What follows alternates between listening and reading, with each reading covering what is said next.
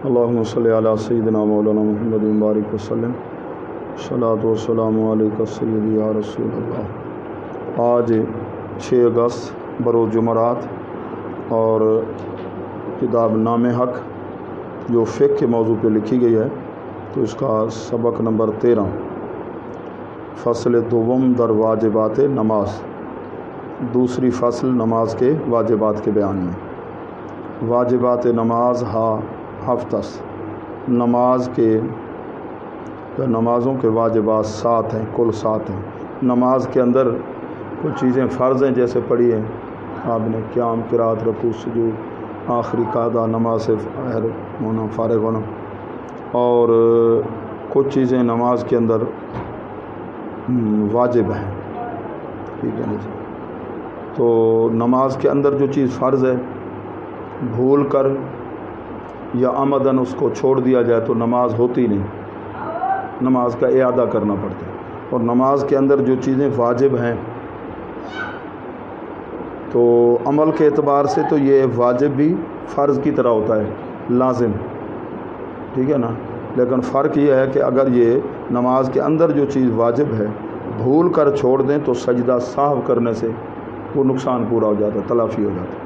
اور اگر جان بوجھ کے واجب کو چھوڑیں گے تو پھر اعادہ نماز کو دوبارہ پڑھنا پڑتا ہے۔ جو چیز نماز کے اندر فرض ہے بھول کر چھوڑیں یا عمدن، نماز کا اعادہ، نماز دوبارہ پڑھنی پڑے گی۔ جو چیز واجب ہے اگر بھول کر چھوڑیں تو چھوٹ جائے تو کیا کرنا پڑے گا؟ سجدہ سہو، چاہے ایک واجب چھوٹے یا کئی واجب، ٹھیک ہے۔ تو نماز کے اندر جو چیزیں واجب ہیں وہ 7 آپ نے فرمائی ہیں۔ صاحب نام حق حضرت شرف الدین بخاری رحمۃ اللہ فرماتے ہیں نماز کے واجبات ہفتس 7 ہیں۔ زاں کے از مصطفیٰ چنی رفت است، زاں کے میں نے کیوں کہ، اصل میں از آں کے، از میں نے تو سے ہوتے، آں میں نے وہ، کہ میں نے جو، لیکن جس اکٹھے ہو کے آتا ہے اس کا معنی کیوں کہ، بیکاز، کیونکہ۔ مصطفیٰ از مصطفیٰ حضور صلی اللہ علیہ وسلم سے چنی، اصل میں چوں این، اس طرح رفت ثابت ہے۔ اب رفتن کا معنی تو جانا ہوتا ہے، حضور علیہ السلام اس طرح گئی ہیں حضور سے، نہیں، حضور علیہ السلام سے اس طرح ثابت ہے۔ بعض لفظ ہوتے ہیں نا دوسروں کے ساتھ مل کر، تو دوسرا معنی ان کا، ٹھیک ہے نا، چونکہ حضور علیہ السلام سے کیونکہ اس طرح ثابت ہیں۔ اچھا جی، اب گن رہے ہیں جی اگلا شعر، فاتحہ۔ تو نماز کے اندر فاتحہ پڑھنا واجب ہے۔ کس نماز میں؟ سنت کی جتنی رکعتیں ہیں، 2 رکعت ہوں، 4 رکعت والی سنتے ہوں، اور وتر کی نماز ہے جی، نوافل ہیں، ان کی ہر رکعت میں فاتحہ پڑھنا واجب ہے۔ باقی رہا کہ فرائض جو 3 یا 4 رکعت والے ہیں، پہلی 2 رکعت میں تو واجب، تیسری چوتھی رکعت میں فاتحہ پڑھنا واجب نہیں۔ کیا ہوتا ہے بھائی؟ سنت۔ فاتحہ کا پڑھنا کیا ہے؟ فرائض کی کون سی رکعت میں؟ تیسری اور چوتھی، ٹھیک ہے نا، واجب نہیں، سنت ہے۔ کیا ہے؟ اچھا جی، فاتحہ پڑھنا، لیکن امام کے پیچھے نہیں پڑھنا۔ امام پڑھے گا یا پھر منفرد ہے، اکیلا ہے نمازی، وہ پڑھے گا، مقتدی نہیں پڑھے گا۔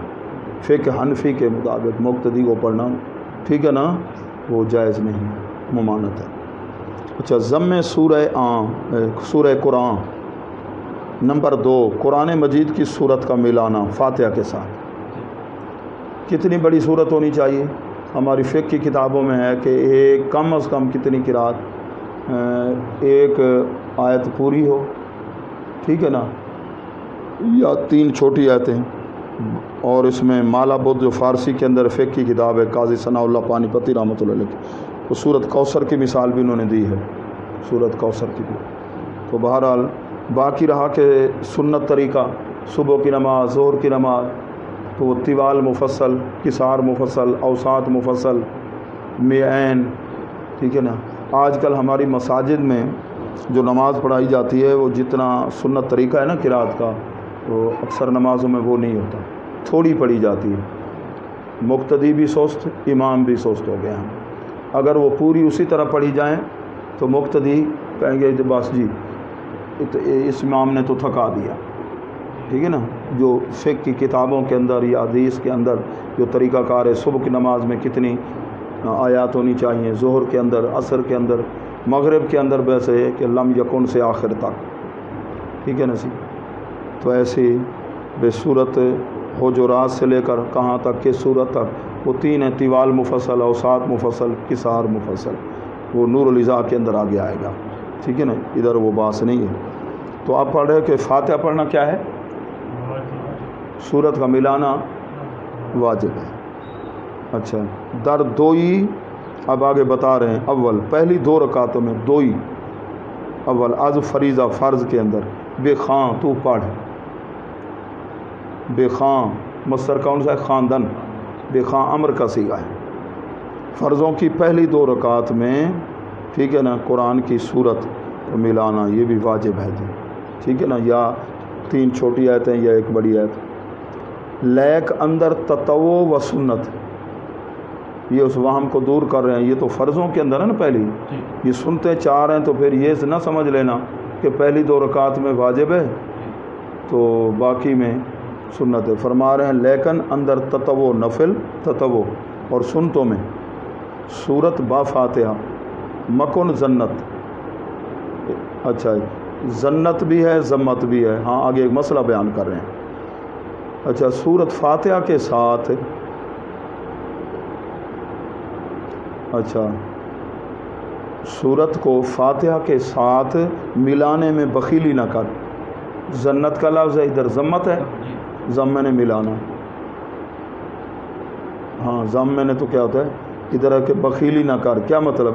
نفل اور سنت کے اندر تو ہر رکعت کے اندر فاتحہ کے ساتھ سورت ملانی ہے، واجب ہے.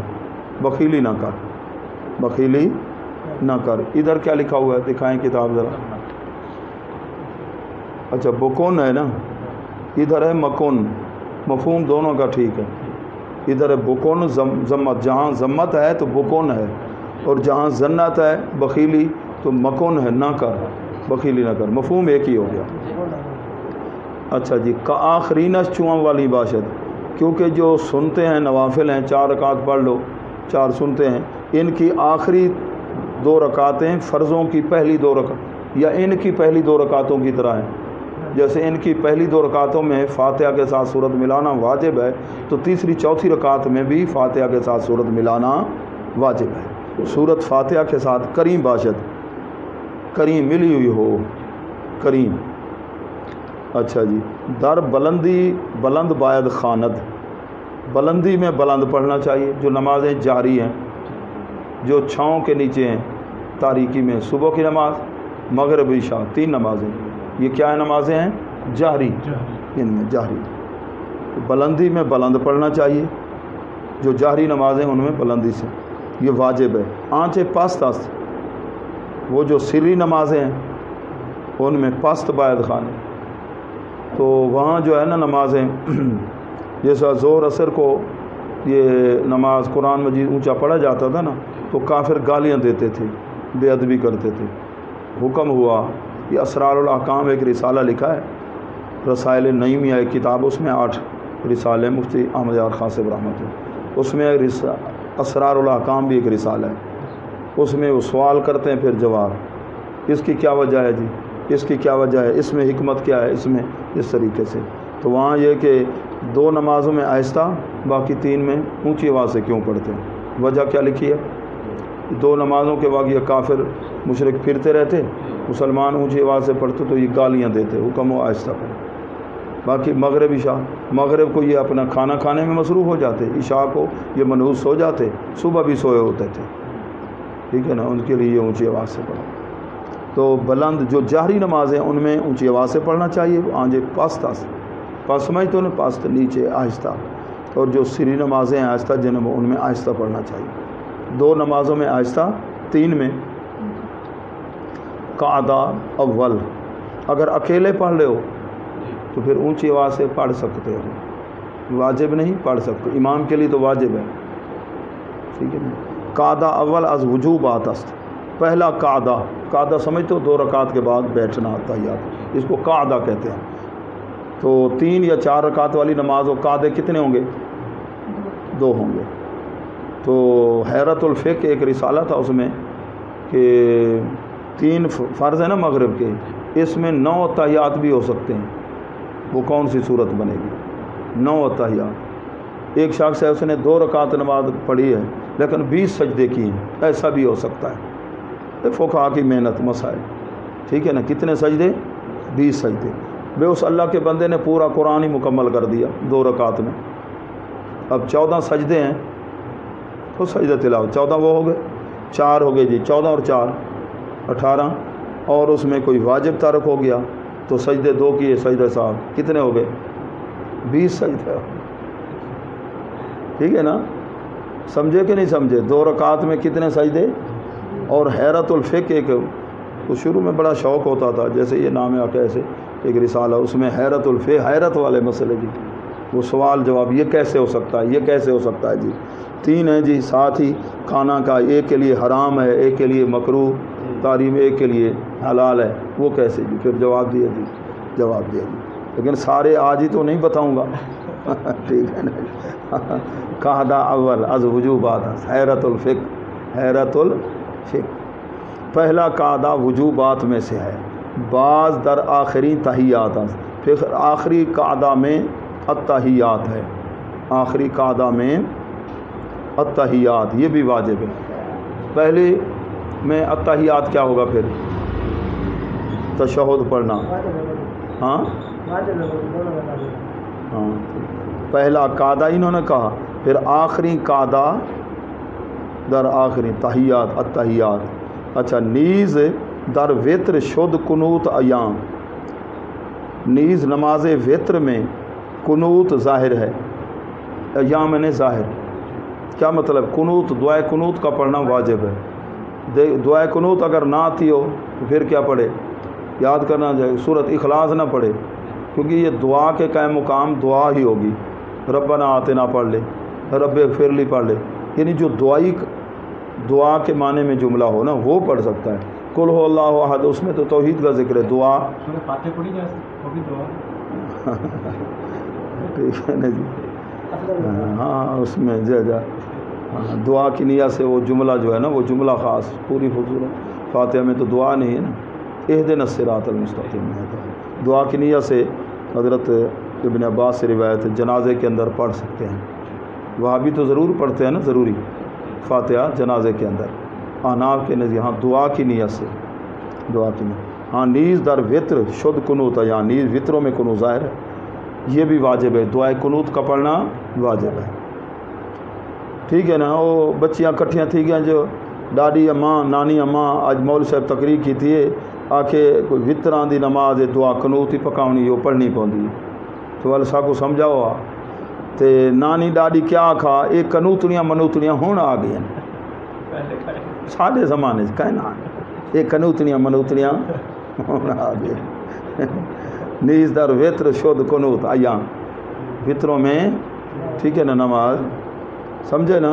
وہ کتاب جو پڑھی ودا دے کہ من استنجا فلیوتر، استنجا کرے تو والا وطر شروع کر رہے. تو کہیں آخیا کام کالا ہے کیا کہ حدیث نہیں لکھا کڑا من استنجا فلیوتر.